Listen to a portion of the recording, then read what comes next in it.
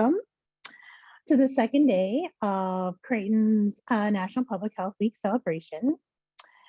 My name is LaShawn Johnson. I am a faculty in the NPH program, and I'm a member of the National Public Health Week Planning Committee for Creighton. This week's theme for National Public Health Week is building bridges to better health. All week, we're thinking about the expansiveness of public health, which goes beyond healthcare and includes education, housing, the environment, infrastructure, and criminal justice. This week, we are also highlighting the efforts to make public health more inclusive, welcoming people from diverse backgrounds, life experiences, and identities. Yesterday, we were honored to have Dr. Anthony Robbins sharing stories with us about the fight for climate justice in the African American community in Pennsylvania. Today, my colleagues and I extend the bridge to better health by sharing our model for community engagement and dialogue. And tomorrow, Pierce Greenberg and his colleagues from Together Omaha will extend that bridge even further by sharing their research about evictions during the COVID era. We are so happy that you've chosen to share your lunch with us today and are hopeful for a spirited and rich dialogue. Before we begin, I want to pause to acknowledge the Omaha, Winnebago, Lakota, Ponca, Iowa, Santee Sioux, Sac and Fox, and the many other tribal communities who have cared for this land throughout the generations. We thank them for their perseverance in protecting this land and endeavor to uphold our responsibilities to this land according to their example. So without further ado, I'm going to turn it over to my colleague, Kathy Gonzales. Thank you again for coming and welcome to all of you. Thank you, Dr. Johnson. So let me also welcome each of you to our presentation. As usual, we are very excited to be with you this afternoon and to share our model with you. I am going to share my screen now. So there we go.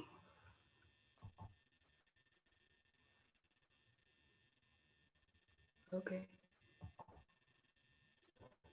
And of course, it's not cooperating. There we are.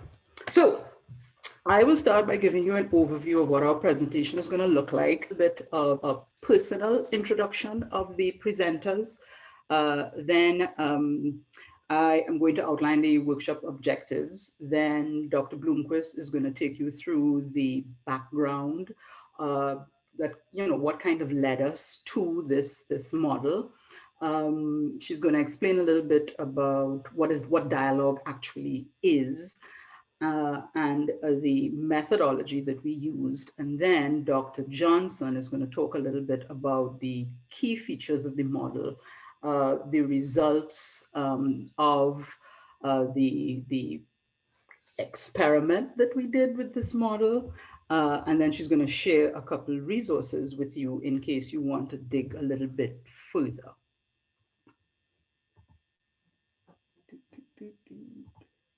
So, Dr. Candace Bloomquist, as many of you know, is an assistant professor in the EDD program in interdisciplinary leadership in the Department of Interdisciplinary Studies in the Graduate School at Creighton.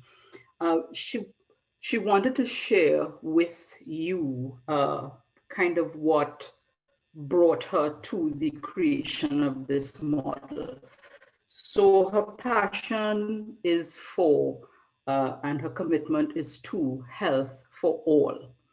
Her desire is to expand her research to recognize the cultural components that are present in our interconnected world, which will help her to continue to learn a little bit more deeply about her community.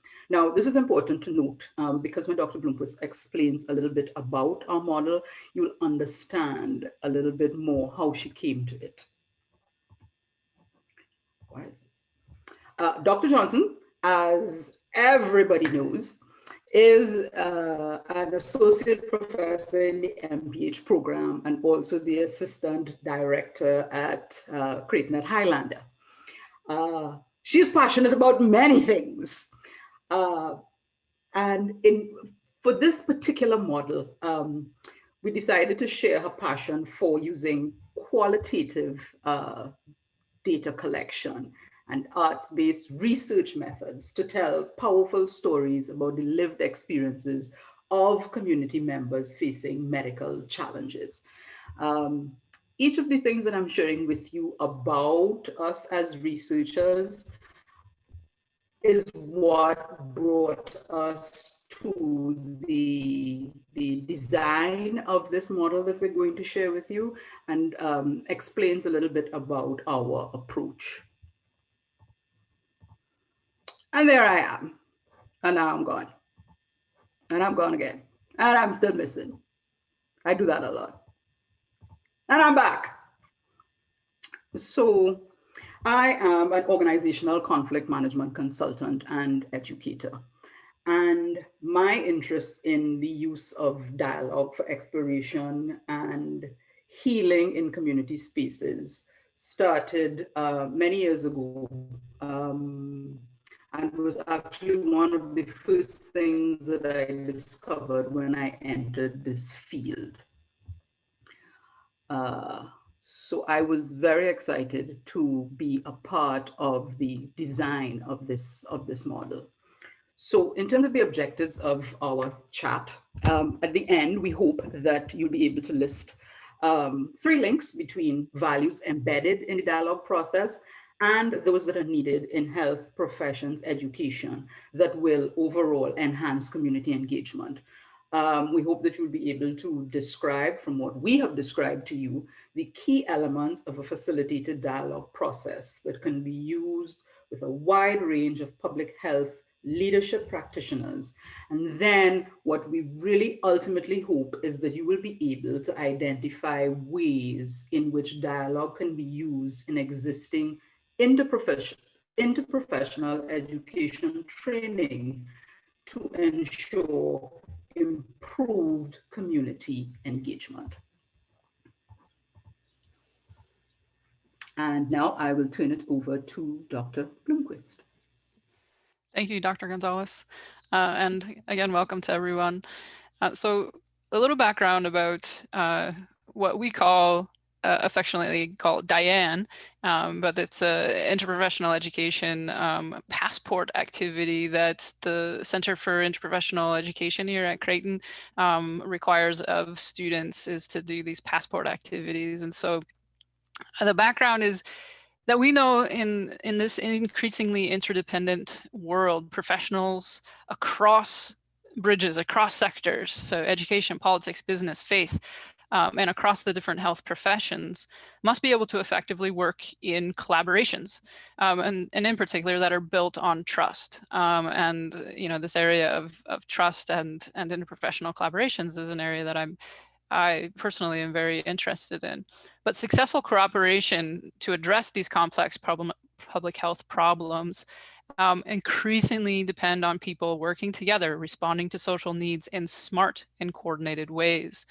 So it's crucial that leaders who trust each other are willing to dig into disagreements, challenge their assumptions, engage in the kind of dialogues that can lead to breakthroughs.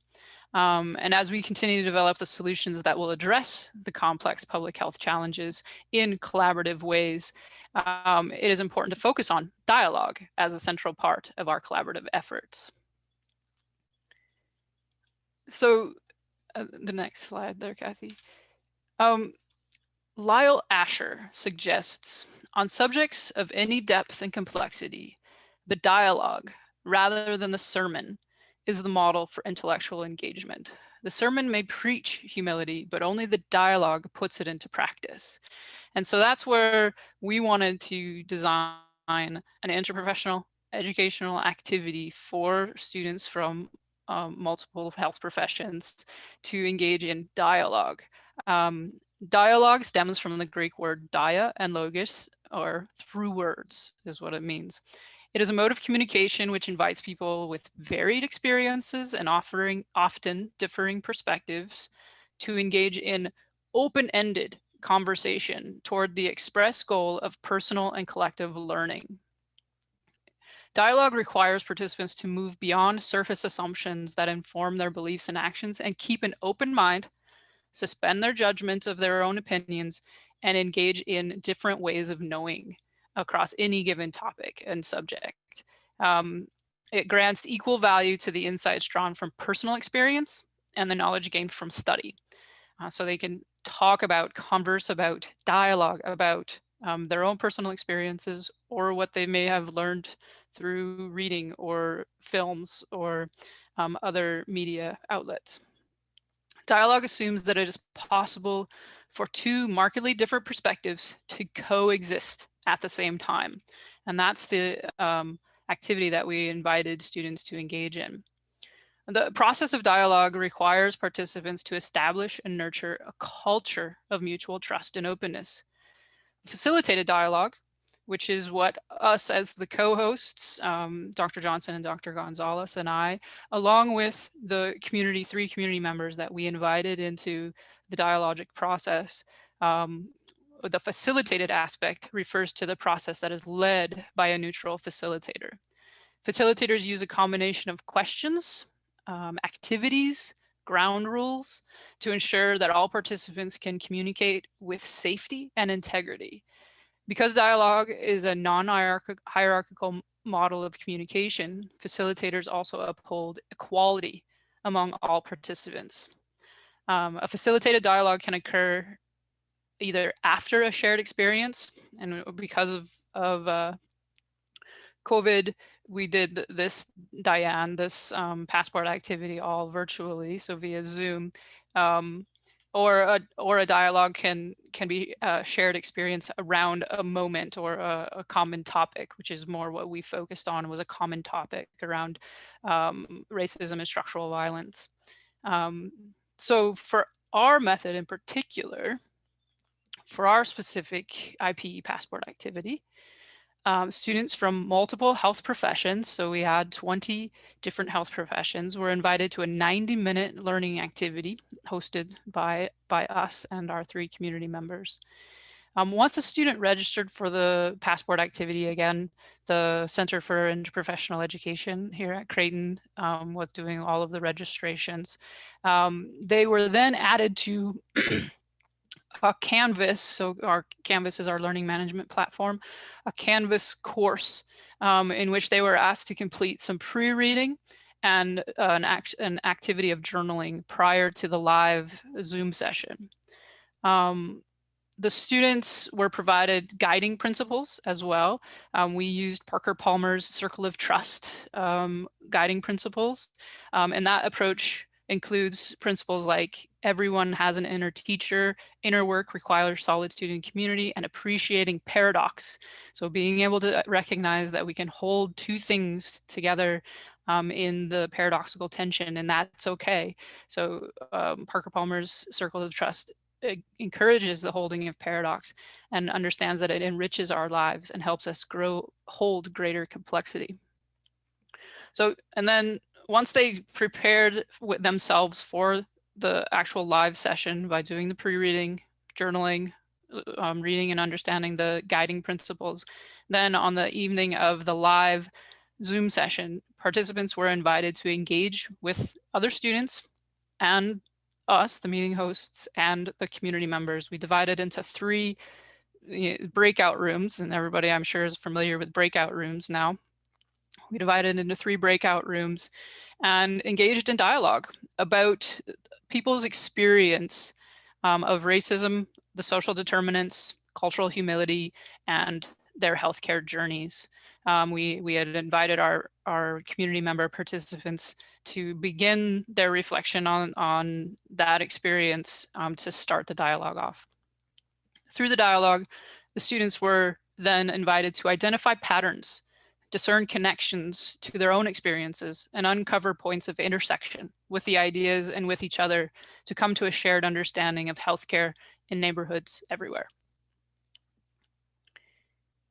The key features, excuse me, the key features of this interprofessional education activity were first to prepare the students for the topic of racial justice and systemic violence, and second to prepare the students for engaging in dialogue. And we did that through the Canvas system and the landing page that we provided resources and exercises to help prepare the students.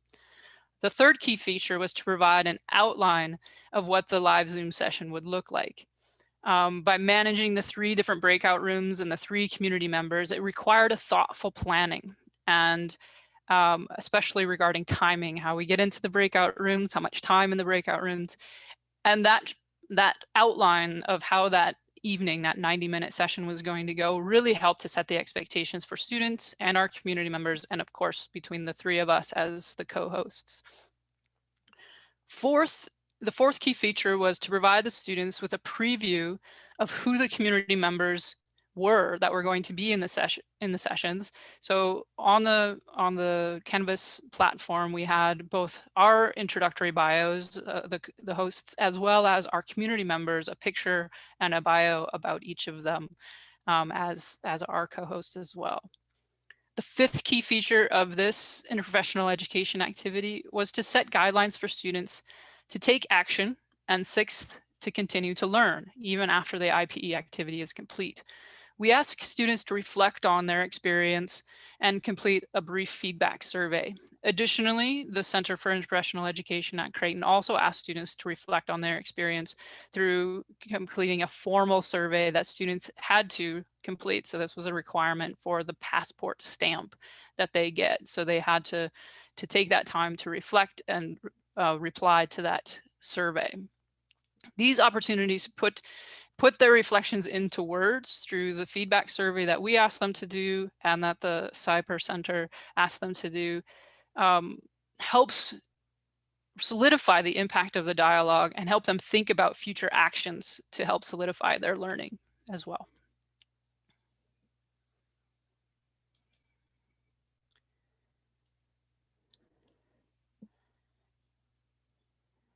Okay, thank you, Dr. Bloomquist.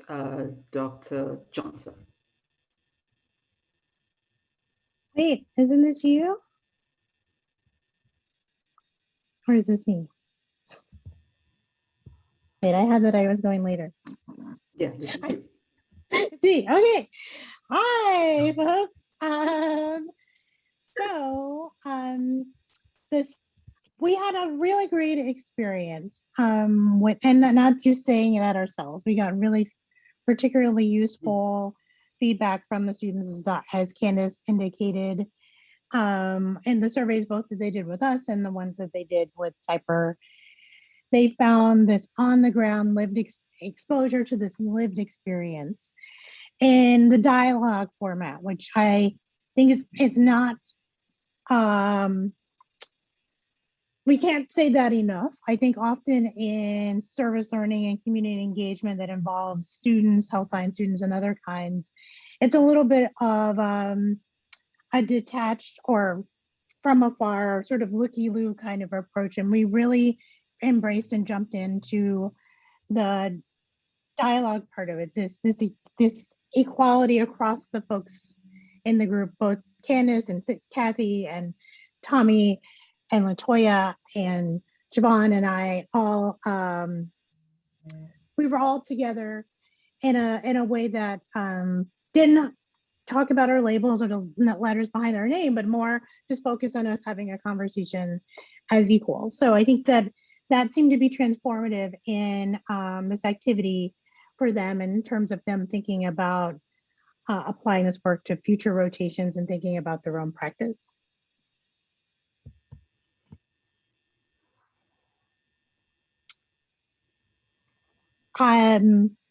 One of the students that we heard from said that they were impressed from learning from these personal experiences, because I think it brought into life some of these statistics and some of the things that students have read about health inequities in the community, or how people have different lived experiences as they navigate the healthcare system. Hearing these personal stories that these folks shared really opened up a different kind of learning and understanding for the students that we had. And if you're not able to read the slide, it says, one student was impressed with learning from people's personal experiences, how we can improve our healthcare system to better suit our communities, end quote.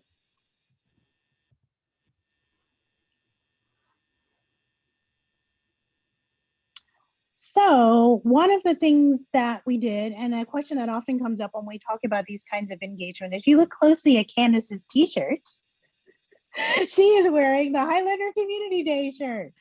So one of the way that we started to make these connections with community members, the way that we were able to bring in these folks for these trusting relationships, this sort of this community where we were sharing and all on the same playing field as we were teaching the students, was we leveraged some of the community relationships that we had already started to develop in other events. So as Kathy mentioned earlier, I am the assistant director in the Creighton University at Highlander Space. Woohoo! The Creighton University at Highlander Space was a purpose-built community in North Omaha, which is a historically African-American community. And over the past several years, I've been part of community engaged events along with Dr. Gonzales and Dr. Bloomquist that really approach the community from a strengths-based perspective, really emphasize some of the good things already happening in the community, really try to embrace the servant leaders within the community and had them co-facilitating or participating in the events that we've been having at the Highlander to amplify their voices, to give them opportunities to move forward things that they were interested in, but also to share with the larger Creighton community and the larger community what are some of the challenges and what are some of the interests of the community. We really wanted to embrace this model of working with community partners. One, like I said, because we already had recognized that there were all these strengths and all these talents in the community that we wanted to shine a spotlight on, but also with the intent to connect it to the broader purpose-built community model, and that's capacity building, right? So we wanted to be able to not only sort of highlight these folks, but also help them reach other goals that they had. We knew that while we might have sort of a narrow focus of what we're interested in at the Highlander, the community members have these rich and deep lives, and they're involved in all kinds of social, religious, philanthropic kinds of organizations. And they are trying to also build skills so they can better serve those organizations that they feel passionate about. So, and in many ways, this was a double, triple dip of things that we were doing. We were trying to enhance the educational experience of the students. We were trying to lift up these voices of folks in the community, but we're also helping them to work on the things that they were interested in. And so in our approach to working with community members, we really thought deeply. We put our three heads together, and we thought deeply about the kinds of folks we had enjoyed working with in the past, the folks who had different kinds of voices, who came from different ethnic backgrounds, different gender orientations, different racial identities. We wanted to kind of have them at the table to have these conversations with the students. And because of that, we wanted to bring a mix of folks together to talk. And so once we identified the folks, so we had a woman who identified as African American, who was a breast cancer survivor, someone who identified as African American that had dealt with COVID and was also a person living with HIV, and then a third person who identified as African American who had interacted with the system with some mental health challenges, and she's a wife and a mother and an active professional and all of these things, and also a former Creighton employee, actually.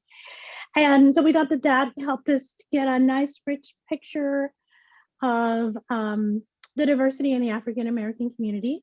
A couple of these folks are people of faith, and but also folks who had participated in other things like yoga and meditation and wellness. They had lots of really deep layers to who they were and what made them really helpful folks for working with. And as we approached the folks, we had a grant that funded this project, and we were able to approach the folks not only to talk to them about being partners, but also to talk to them about compensating them for their time.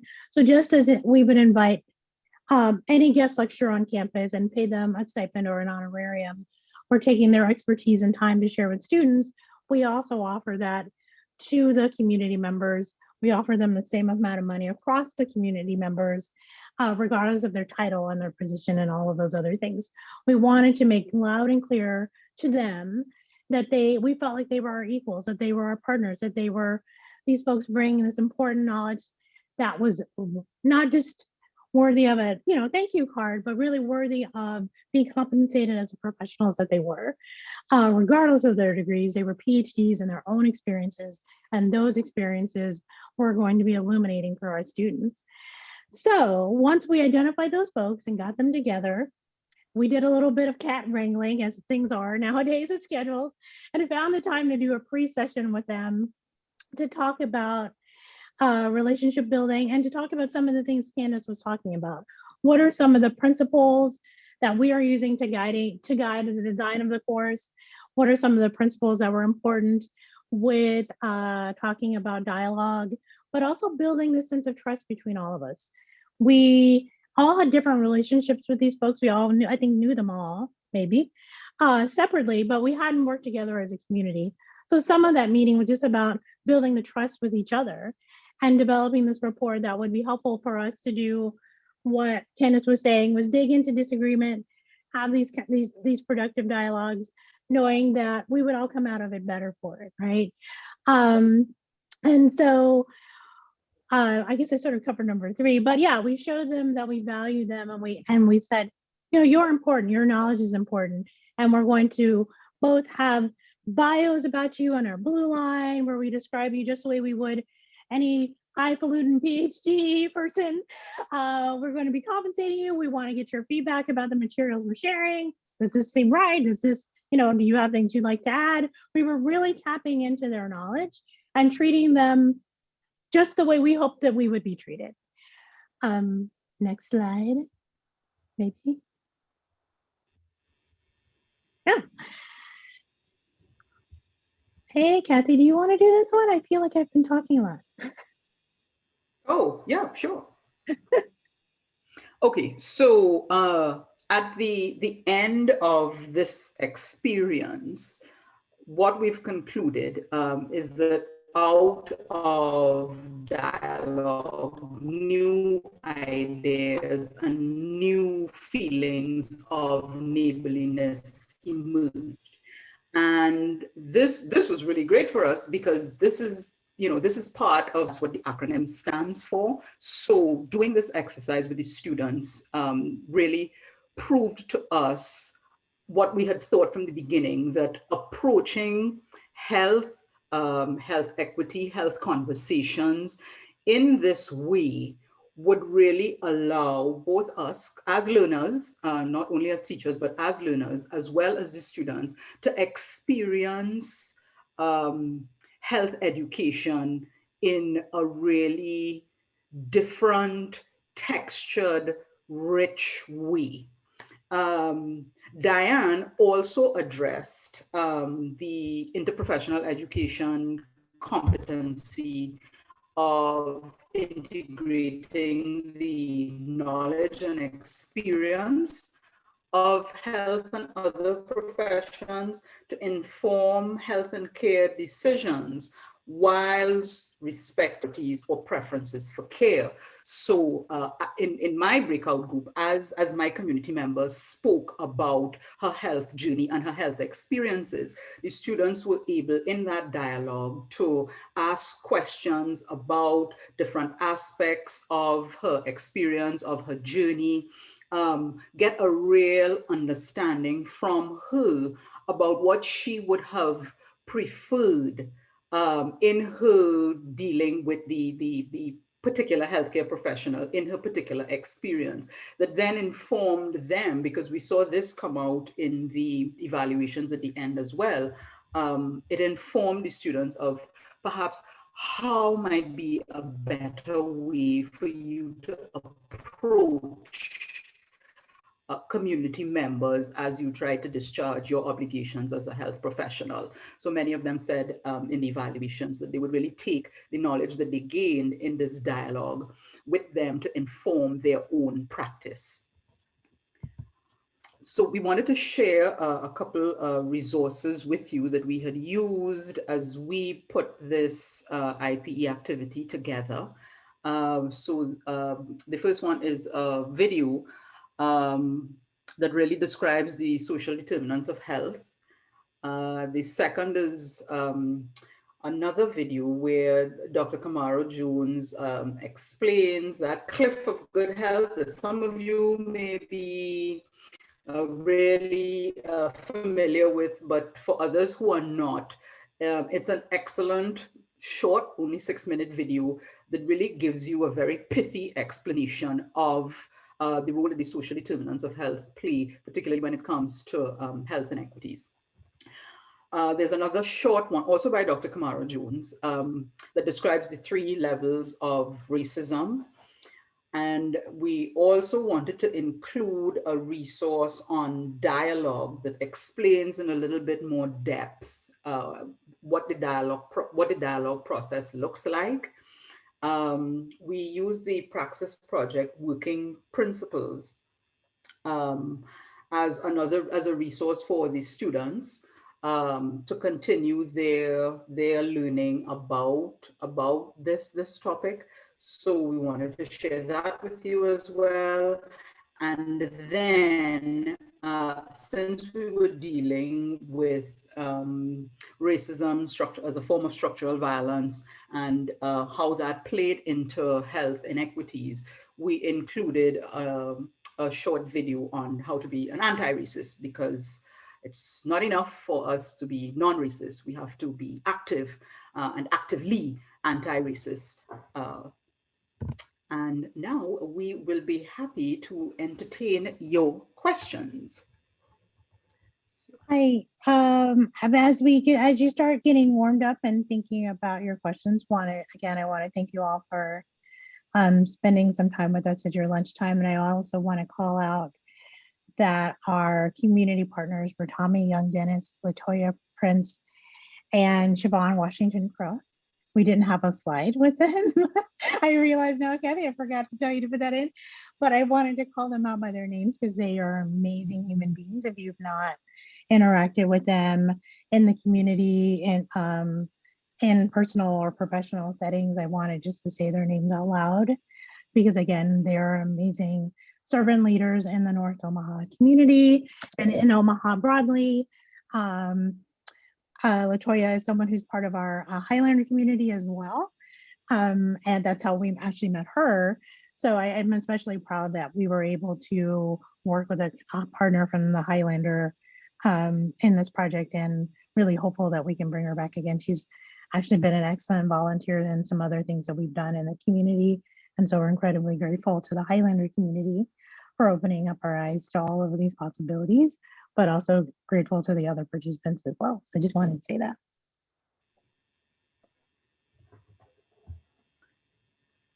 So I know that you must have burning questions out there. We talked too fast. We thought we told.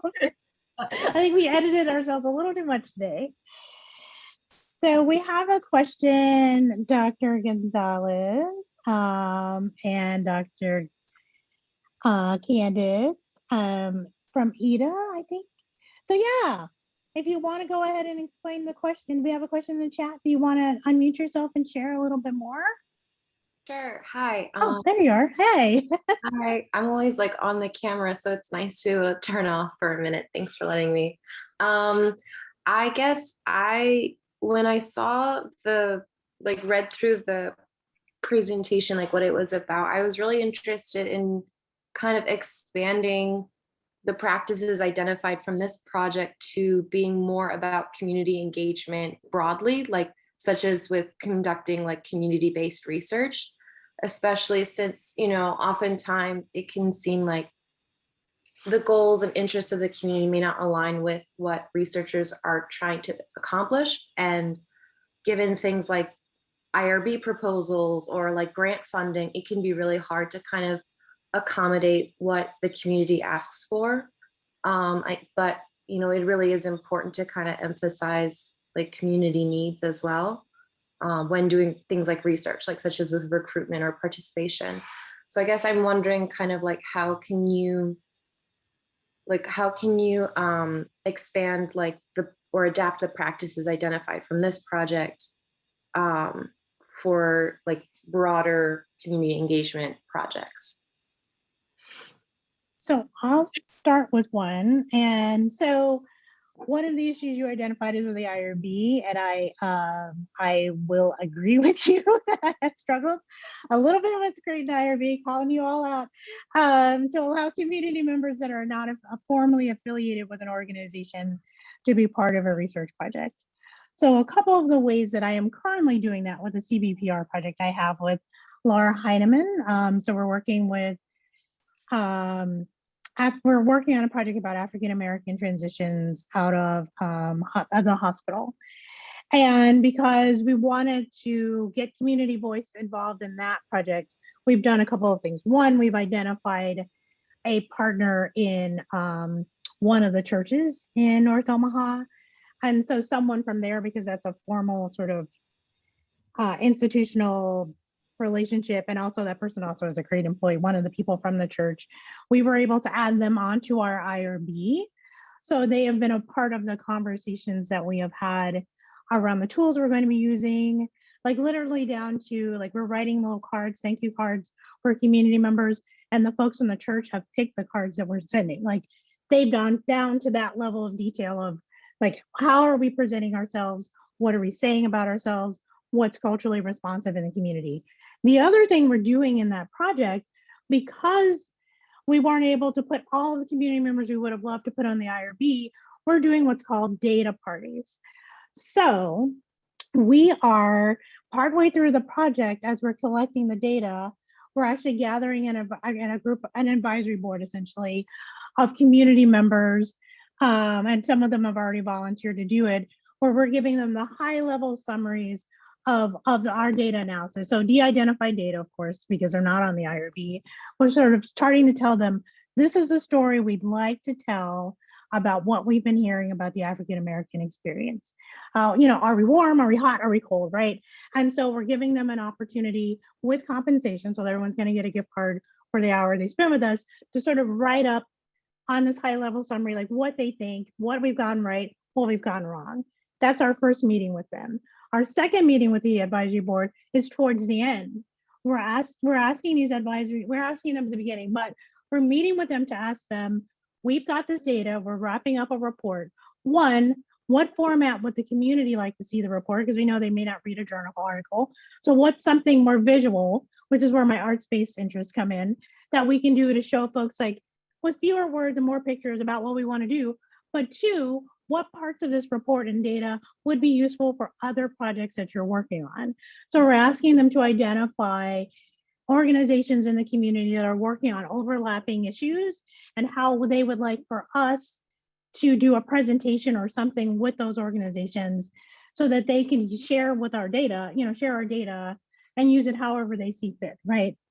So what the deal we sort of struck with some of the folks on the advisory board is that one, like I said, we're going to compensate them, but like if you're part of these conversations, you will have priority access to the preliminary reports that we're coming out with the data, and we will try to work with you as much as we can, given our time, to help you figure out how you might use some of this data in the work that you're doing, right? Like how does it inform the work you're doing around community organizing or health disparities or something else, right? If there's something in there that you can use, we're going to give you permission to work with it, right? And we're going to give you a little bite-sized chunk of it and you can go and run with it again, de-identify data, so data that would appear in like a report or something, so not like someone's name or anything like that.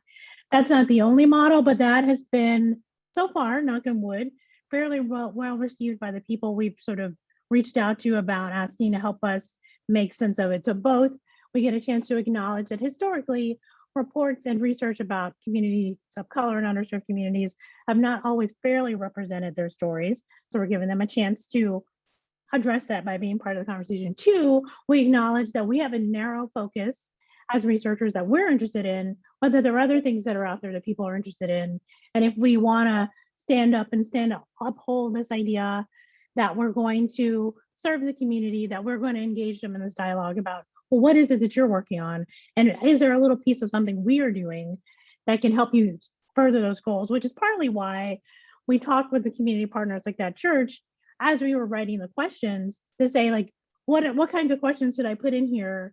We have this idea about our questions, but are there a couple that you'd like us to slip in, knowing that you might be using this later, right? And so, like I said, our project is about hospitalization, but they wanted us to slip in, not completely a surprise, some things about spirituality and faith and like the role that faith leaders might play in supporting family members or supporting a family member with a chronic condition. So we're asking, I think, a couple of questions about that as well. Other facilitators, any of you all have other ideas? I think Candace was so excited she left her chair. No, Candace is still there. It's Terry that's gone. I was like, who left? Do either of you have ideas about what you'd like to share with her? I also have follow-ups as well. Okay. Yeah, Okay. as you were talking, like, because I'm thinking about my own experiences, I'm thinking about some of the work I've been a part of or I'm doing, but I guess I'm wondering, like, you know, when it comes to like designing a project, let's say you're writing the IRB or you're coming up with the proposal, like, are there any resources that you can recommend to kind of like ahead of time check to see, like, does this project fit in with community-based research? Does this project do enough community engagement work in this scope? Or, you know, is that just because I'd see like working on some projects, I'm like, there should definitely be more incorporated, but you know, it's not my project. It was decided before me. So just thinking about that as I become a researcher as well, like checklists or ways of standardizing. And then just also like how, you know, when you do see like there are opportunities for community engagement, how can you incorporate those changes like midway through some kind of like 5-year project or something? So a couple of thoughts, and then I'll definitely let other folks jump in if they have. So there are a number of good texts out there that are about community engagement. So I'm going to put my email address in the chat, and you can email me because I can see them, but I hate to get up and go get them off the shelf. But yeah, there are some good books out there that I could share if that's helpful. I know the University of Washington has an online resource that's got like community-based participatory research stuff. KU has a community engagement website. And again, if you email me, I can give you the exact address. I just can't think of what it's called, but I know I've used it in a CBPR course I teach. So actually, why don't I send you my syllabus, right? Right. And like, then maybe that will help you get started with that. Yeah, like the point being that there are like standard procedures or like practices that you can use to kind of guideline check. No, yes and no. I would say that's I don't think community engagement is not that rigid, right? I don't think we want to fall in the trap that there's a checklist or a standard procedure. Someone might tell you that there's a way that they do it, but there's more than one way. Okay. And in this model that we've been using around dialogue, that's something that we learned, that there's more than one way to be anything and there's more than one way to do anything. So I would caution you against relying too heavily on those. I think the things that I think about when I look about examples of other things to do, they do it in all kinds of ways. There's not one way. I mean, I think that the universal is some of the things we talked about, building trust, thinking about dialogue, having an unafraid and unapologetic engagement with historical, structural racism, homophobia, sexism, all of those things. So creating an environment where you can do that is a key element to community engagement, regardless of the method.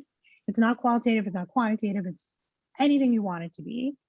I think that I do culturally responsive evaluation and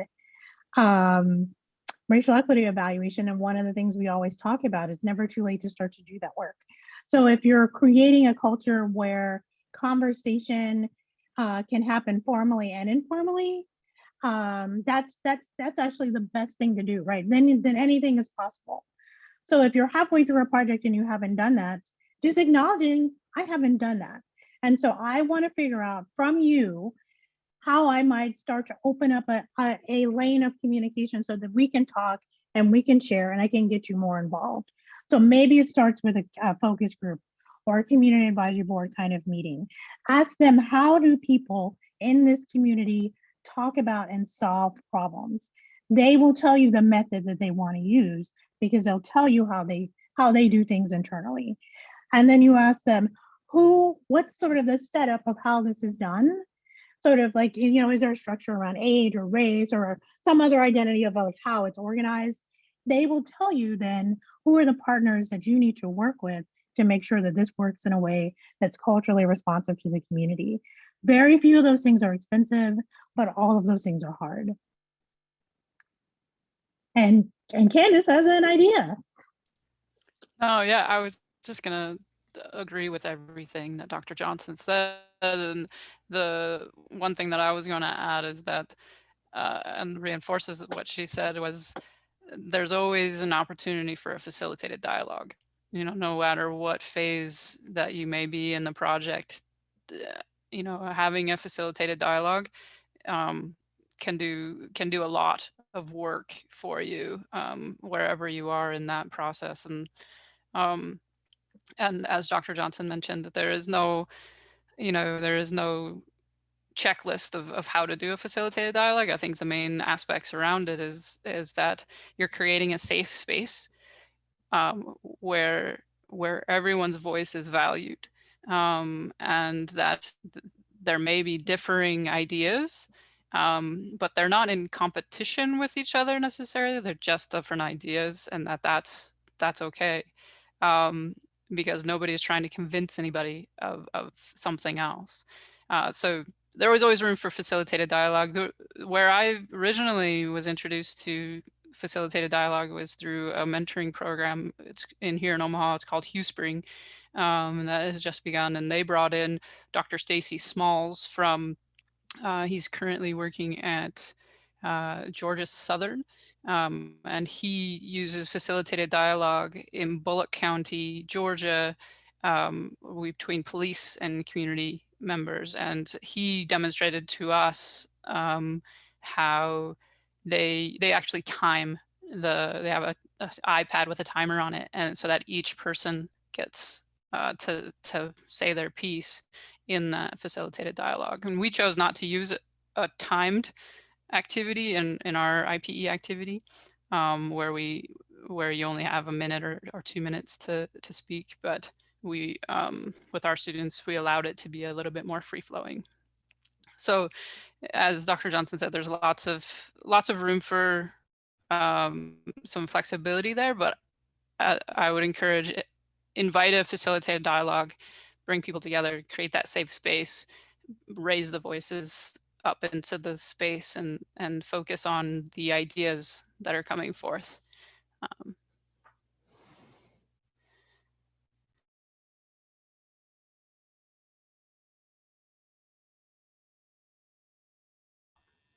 Any other questions, comments? I guess my question is, you know how today climate is, ever since like the summer or 2020, about the police brutality and all, the racial tension. Do you think it plays a huge role or effect to our healthcare system now?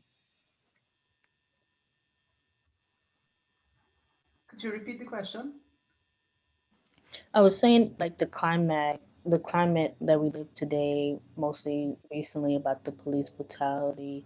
Do you think it somehow affects our healthcare system, like as potential like haircare professionals? So Diane, is that right? Yes. Yes. What were you going to say, Kathy? No, go ahead. No, well, I was just going to acknowledge that we count violence, interpersonal violence, as a public health issue, right? So it's part of the things that we as public health professionals, including those in pharmacy, are concerned about and work out with. So that's one. I think you said with the climate. So I think that there are folks, even before what's happened now, that have a complicated and not without reason, relationship with figures of authority, whether it's healthcare system, education, policing, other government organizations. So yes, right, that as we've increased these conversations, the conversation changes on both sides, right? So some folks may be less willing to enter in the healthcare system or be more cautious or have more questions. And I think questions are always good. I always encourage, as a patient advocate, people to ask questions, but still to go. But it also means that it's a responsibility of those of us who work in the health sciences to become, one, aware of the things that go outside of the doors of our clinic, educate ourselves about it, and educate how we are part of both the problem and the solution. And two, also do what we can as advocates, as we're comfortable within our own organizations, to educate others about those issues and how we might change our practices to become more inclusive, more supportive, more responsible to the inequities that we know exist in society. Kathy, I'll turn it over to you. Oh, yeah. Diane, I definitely want to acknowledge that the racial climate, as well as the general anxiety that's being caused by the pandemic, have brought health issues and health inequities into sharp focus. As healthcare professionals, we're not exempt from that, from feeling that anxiety, from feeling that pressure, and from having reactions to having to balance all of these tensions that are afflicting us at different levels of our consciousness. And I think that having dialogue around these heavy, weighty issues really act as a pressure valve, if you wish, because you can share in the safety of a dialogue, in that safe space, some of the heaviness that you're carrying around as a consequence of having to exist in this climate. So I urge you to consider dialogue as therapeutic in one sense, because you get that opportunity to share with others what might be your viewpoint on a particular issue that has been weighing you down. And you get to take action by participating in a dialogue in a way that perhaps may shift how you carry the burdens that we're all being asked to carry for the past, well, for a very long time. So that's kind of my take on it.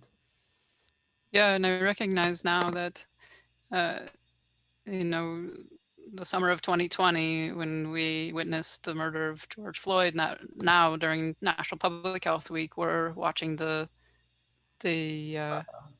legal system at work each day as we see more and more people come forward during the trial, and that it's a re-traumatization for people, and that we're still experiencing this. And so it's really great National Public Health Week is talking about building bridges, and we're still experiencing disconnects and divides and trying to grapple with this climate that continues to impact our health. And so, yeah, it's an important question to ask during this week as we have to remember what happened last summer again right now, and continue to think about how our healthcare system and our public safety system have to be coordinated, and that the public safety system isn't actually harming,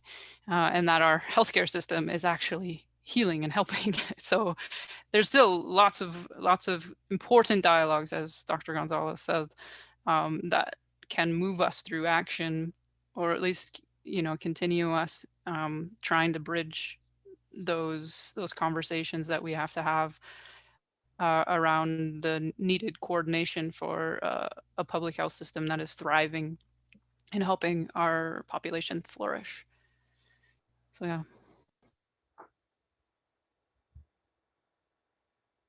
Any Mm. last Yes, sorry. comments, thoughts?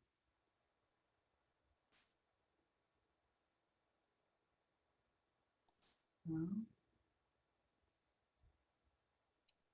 Okay. So in the last few minutes we have left, I just want to say how grateful again on behalf of our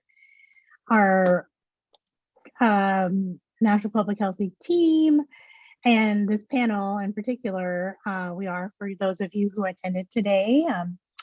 As I mentioned earlier, we're recording this, so if you missed it or you want to share it with someone else, we'll make that available on our National Public Health Week website, which is linked in the chat right now. Again, tomorrow, our session is with Pierce Greenberg, who's a faculty here at Creighton, and the folks from Together Omaha, and they are going to be talking about evictions during this time of COVID.